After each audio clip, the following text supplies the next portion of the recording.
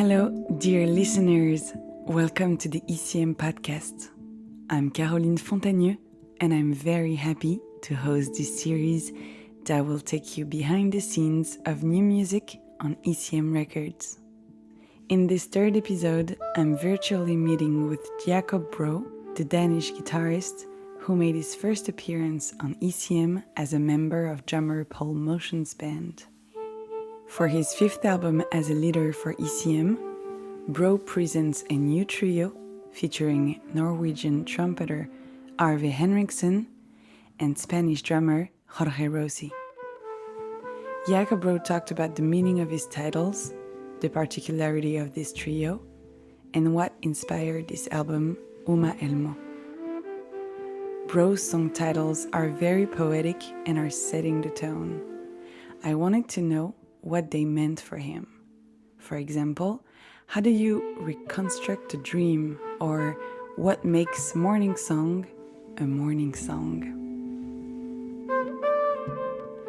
That's a really good question. I think some titles come before the recording of the composition and some titles come afterwards. Morning Song was entitled by Manfred, basically, because it was I didn't have a title for the song, and we did it one time each morning of the recording session. And the first time we did it, Manfred was sitting there listening. He said Morning Song, because it was, morning, first song. And I was like, man, that's a great title. Let's call it Morning Song. Reconstructing a Dream, that might have been a title that I also came up with after recording it with Paul Motian and Kurt Rosenwinkel and Ben Street back in the day. We did a quartet album, a quartet version of that piece, and Kurt was taking a solo, and I just felt like it had such a dreamlike quality. Basically, we played the melody together, and then Kurt just improvised freely on the song, basically. And me listening back to that take it just reminded me of being inside a dream or something. And it's often how I sort of construct my titles. I'm listening to the music and then I'm trying to visualize what's going on. Sometimes I have some titles prepared for a recording session, and then I might change them around, so it might be a song that I wrote, for instance, like Morning Song might have had a different title, and then I find out that it's supposed to be called Morning Song, then I use that other title for a different song. And if with no lyrics, it's you have a lot of freedom, I guess.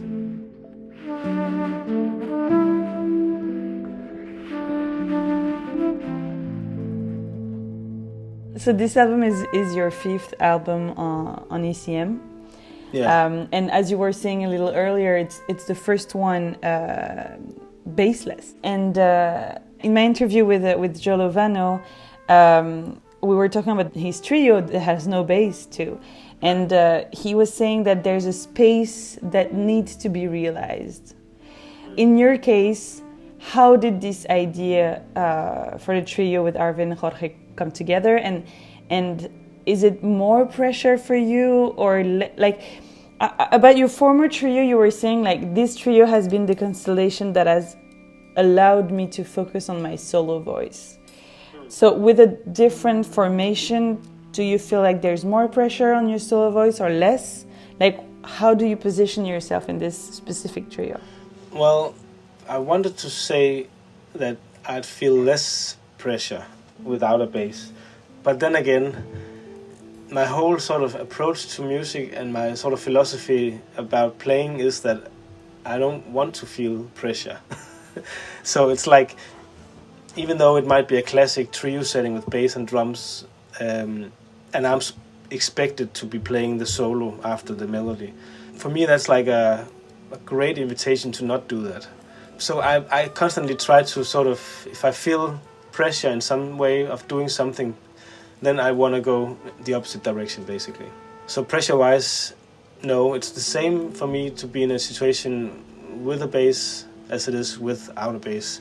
The drums is supposed to play the rhythm, the bass is supposed to take care of the low part and the groove and the harmony. And I kind of, all these things are happening by itself, but I don't want them to be rules or something. So it's the same like with this trio, I mean, I might lay out or I might want to say something. I take the liberty to do both, basically.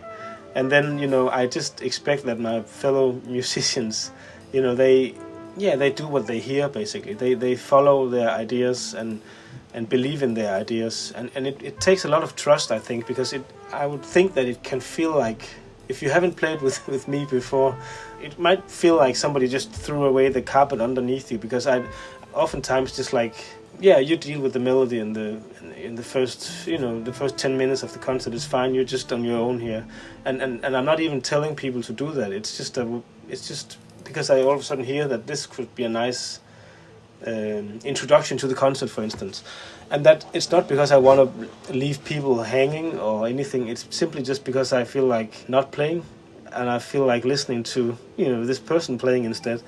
So I'm always trying to brush off the pressure in a way, and also I'm trying to tell my band members that they shouldn't expect anything in particular from me. I'm not the one telling them when the song is over. I'm not the one telling them when the melody should be played. I won't tell them when to, if they should play the melody at the end again or something. I don't really like to be a band leader like that. So I think my music and my sort of stamp on my own music comes from the freedom I'm giving to the musicians, but also, I do put music in front of them. I have thought about the lineup. I have thought about the musicians. I know their sound. I know what they sound like and what I like about them, so I've written music that I think will fit into these musicians' voices. And then once we meet, once the music starts going, I sort of let go. I don't want to be the leader anymore. I want it to be a completely collective approach to the music.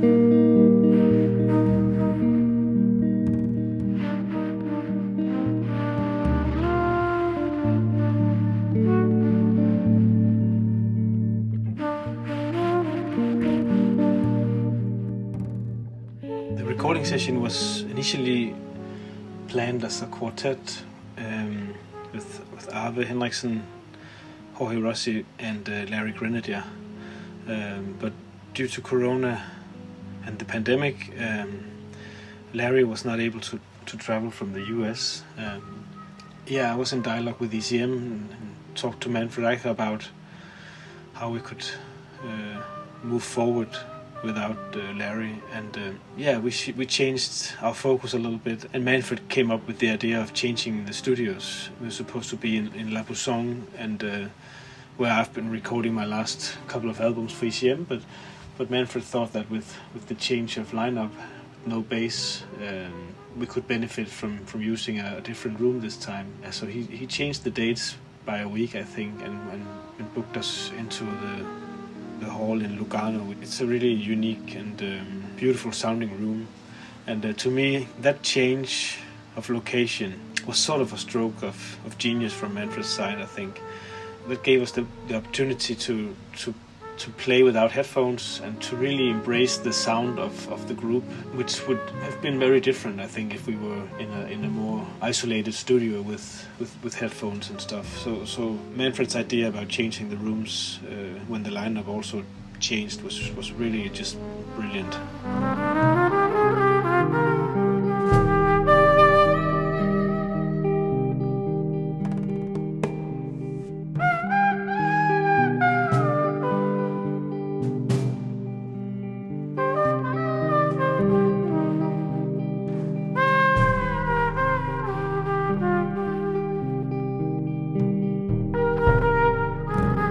Can you talk to me briefly about like Arve and Jorge? I mean, I understood that there's no specific role and it's just like a whole collective approach to the music, but can you talk to me on a human level a little bit about Arve Henriksen and Jorge Rossy? So I've been an admirer of Jorge for many years. I started listening to him when I was very young. I was listening to Brad Meldau's trio, and I was listening to Jorge play with Kurt Rosenwinkel. I was hearing him in Chris Cheek's bands, and Ben Mondos, and all the American musicians that I was admiring. Jorge was he was there somehow. And I just remember him as being a really warm and poetic drummer.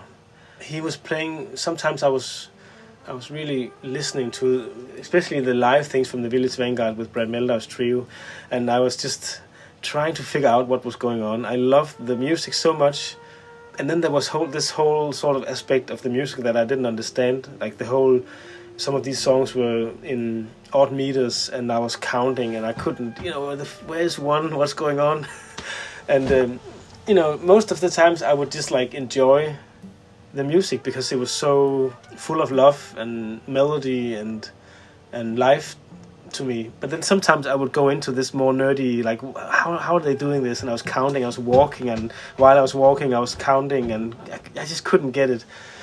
And what amazed me the most was how that trio and therefore also Jorge could be playing so freely and make it sound so musical in a context that in most other cases would sound very very strict and very like we have to do this right somehow.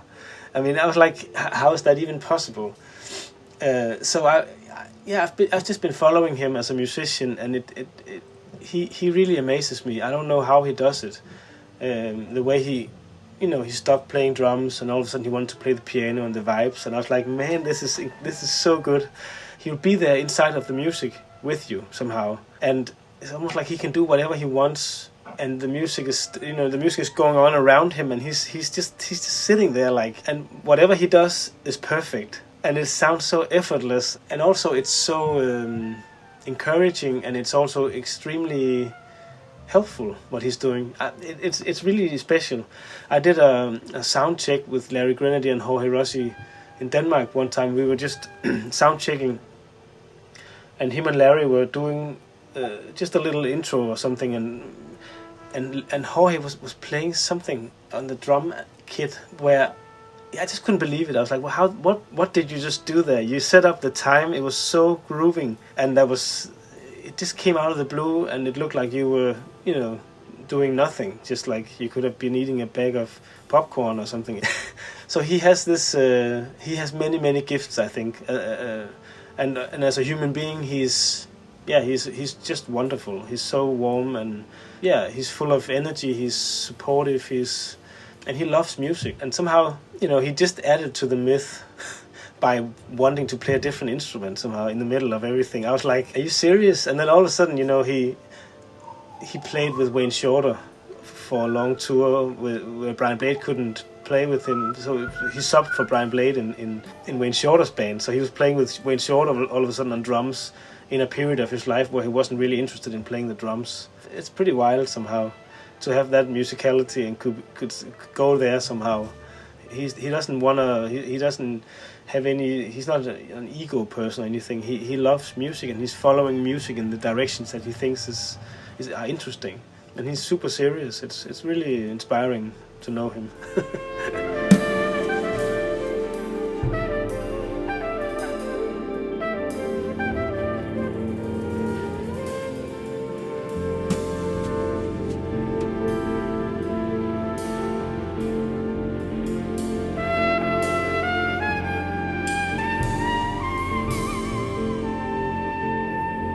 So Arve, I haven't met. I hadn't met Arve before the recording session, and I did not know his music very well until maybe 4 years before the session.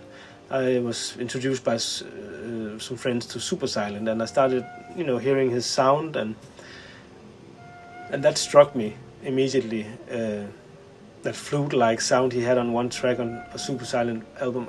I can't remember which one it was, but I immediately just thought that I really wanted to collaborate with him in some sense at some point in my life. And we started talking about it. Some plans didn't work out, and all of a sudden the right moment was there, and I'm very happy about that. We met in the hotel breakfast in Lugano. That was my first meeting where I was sitting there having breakfast, and then this person is tapping my shoulder. Good morning, and I was like, I didn't even know how he looked like. And then 2 hours later, we're recording together. That's a part of the beauty about music also. You can create something with someone you don't really know, just like that. I didn't really know what was going to happen, and that was very quite intriguing. But it was very easy. Always as we set up, we talk and chat, and then I put in, like, let's start with this one here, and then I don't really want anybody to touch the song before we record it. And then Manfred just says go, and we found each other, basically. We found the room. You instantly just like throw out these lines to each other, like, so we are connected in a way. Jorge is hitting the drum kit, he's touching a cymbal, and that sort of generates an idea of a sound from me, and then Arve hears something, and the whole thing just like starts blossoming or something. It's a very natural process, I think, and it feels like for this session it was very easy. Can you tell me what does Uma Elmo means? Yeah, so it's basically the middle names of my children. My daughter is called Downy Uma, and my son is called Oswald Elmo, and we don't really use the middle names for anything. My son is 10 months old and my daughter is 3 years. They take up a lot of time, of course, and so it was sort of, I couldn't really, get past the thought of needing to sort of involve them in the record in some sort of way. And then those two names just came up. I like the sound of Uma Elmo.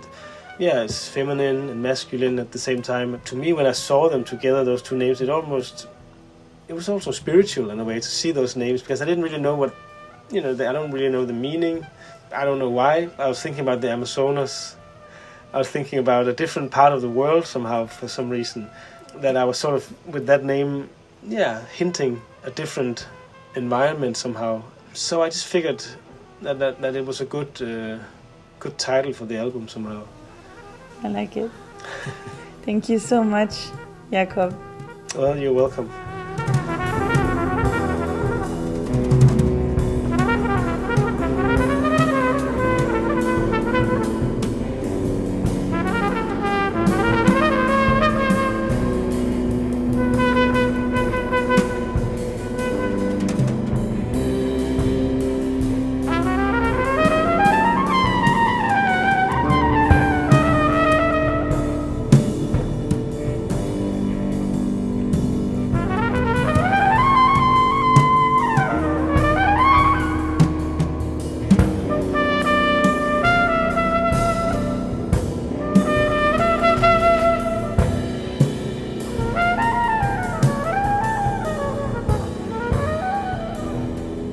Jakob Bro about his new ECM record, Uma Elmo. Thank you for joining, choosing, and listening to our ECM podcast. I'm Caroline Fontagneux, and I look forward to sharing more music with you in the next episode.